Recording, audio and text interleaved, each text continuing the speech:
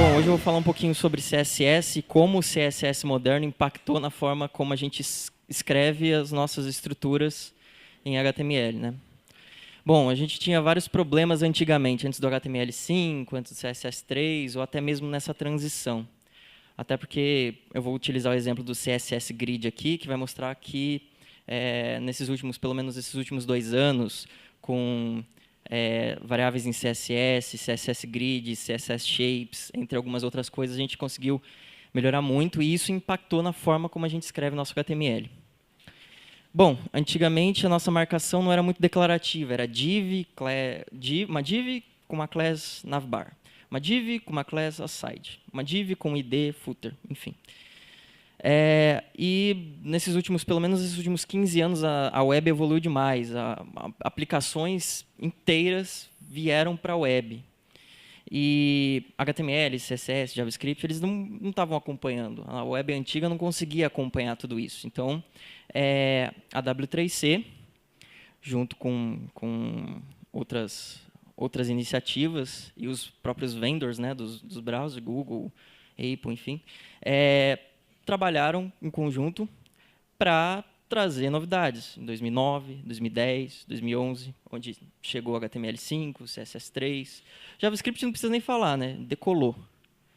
O JavaScript, que era uma linguagem meio pipipi, papapá, não é linguagem de programação, hoje está no back-end, está no front-end, está em dispositivos dos mais diversos. Mas antes, com todos os problemas que nós tínhamos, a gente tinha marcações muito inchadas. E marcações muito inchadas, numa aplicação de fato, num sistema de fato grande, complexo, com diversas lógicas, traz muitos problemas. O primeiro deles, performance. Você tem perda de performance porque ele tem muita coisa para renderizar, para entender, para calcular. A questão de acessibilidade, como o Lucas falou, como a Lari falou, bom, enfim, como o pessoal aqui falou, os leitores de tela praticamente não tinham ideia do que cada coisa significava, especialmente pela falta do WAI-ARIA ou pela necessidade do WAI-ARIA de forma extrema. Então, a acessibilidade era um impacto natural, além da performance. E um dos pontos que indiretamente eram atingidos também era a questão da manutenabilidade.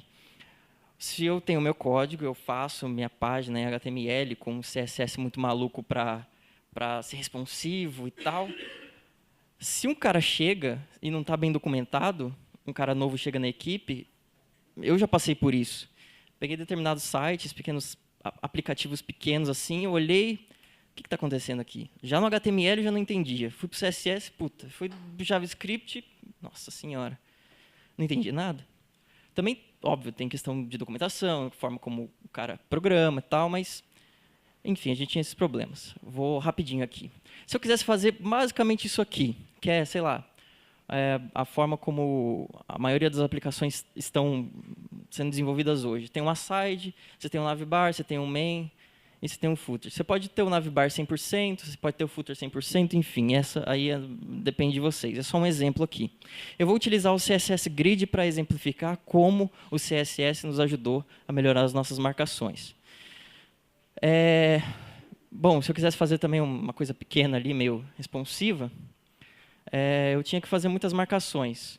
Eu utilizei mais ou menos a ideia do Bootstrap, da forma como a gente utilizava o Bootstrap até um tempo atrás. Eu fiz um container, dentro do container coloquei uma coluna de 3, uma coluna de 9, dentro de umas rows, enfim, uma coisa meio maluca ali que eu fiz agora à tarde, só para exemplificar o que eu quero dizer, mas eu já encontrei coisas assim. E eu estou falando especificamente de posicionamento de elementos a nível de página, layout. Eu não estou falando de inputs, eu não estou falando de estilização de menu, não estou falando de nada disso. Só de layout. E já encontrei marcações muito porcas, muito por conta da preguiça de muitos programadores, muito por conta da falta de tags mais semânticas, do WAI-ARIA, enfim. O CSS que eu fiz, puta, foi meio maluco ali, um CSS muito inchado também. De novo, repito, isso também tudo isso traz problemas de performance. Isso traz problemas de manutenabilidade. Se eu voltar aqui, isso obviamente tem problemas de acessibilidade. Isso aqui é muito inchado, simplesmente não dá para entender. O que significa co-MD e tal. Quando eu utilizava, já utilizei Bootstrap também, às vezes eu tinha que reestilizar o próprio elemento, o próprio botão que eu estava utilizando, porque ele não atendia as minhas necessidades. E só um último ponto aqui, rapidinho, para não estourar o tempo, com essa ideia de Bootstrap, enfim, de framework CSS, ou enfim, coisas mais ou menos nessa linha, é o HTML que controla o estilo chamando as classes do framework que você tem nas suas mãos, e não o contrário. Então, a responsabilidade passa a ser do HTML para estilizar as suas páginas, chamando as classes, e não o contrário. Então, fica meio confuso. Tá, beleza. Com o CSS Grid, já indo direto ao ponto sem enrolar muito, e com HTML5 e tudo mais, é que está meio difícil aqui para ver, peço desculpas, mas, enfim, eu tenho container, eu tenho uma tag nav, eu tenho uma tag main, uma tag aside, uma tag footer, já mais declarativo. E como está dentro do meu container, eu não preciso usar o area para falar, putz, isso aqui é um footer, isso aqui é um main, é o meu conteúdo principal. Os meus conteúdos, o que tiver aqui dentro do meu main, se eu tiver uma section, e dentro dessa section tiver um footer, um head, um main, como o Lucas mostrou para a gente, aí sim eu posso usar o area. Então, hoje a gente tem o HTML5, a gente tem o area, a gente tem o CSS Grid que nos ajuda bastante em relação a isso. Então, eu já tenho uma marcação HTML muito menos inchada e mais direta, mais declarativa, mais fácil de entender.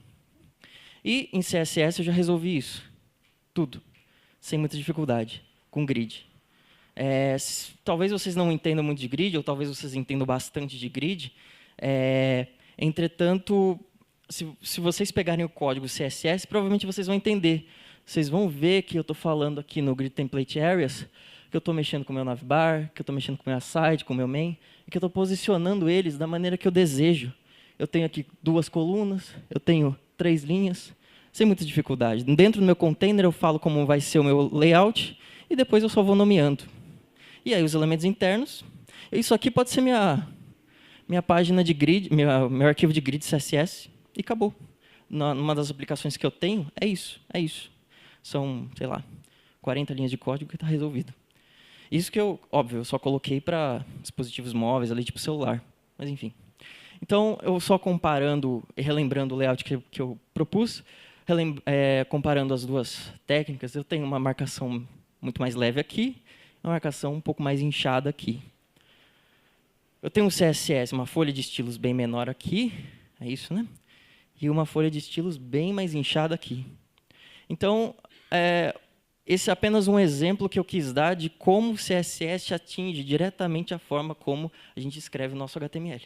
A gente não precisa colocar tags extras para atingir determinados objetivos, enfim, que a gente precisa. E o que a gente conclui de tudo isso? Através do exemplo, a gente escreveu menos código. É óbvio que eu estou dando um exemplo meio bobo, mas a gente pode escalar isso para coisas muito maiores. A gente teve uma coisa muito mais semântica, muito mais fácil de entender para nós, programadores, para acessibilidade, para SEO, e de maneira até mais performática, menos código. E a gente tem auxílio de performance, como eu falei. E o resultado disso, mais fácil de entender, mais rápido para desenvolver, menos dor de cabeça. E é isso aí. Obrigado, amigos. Segue a gente lá, Viva na Vale Web.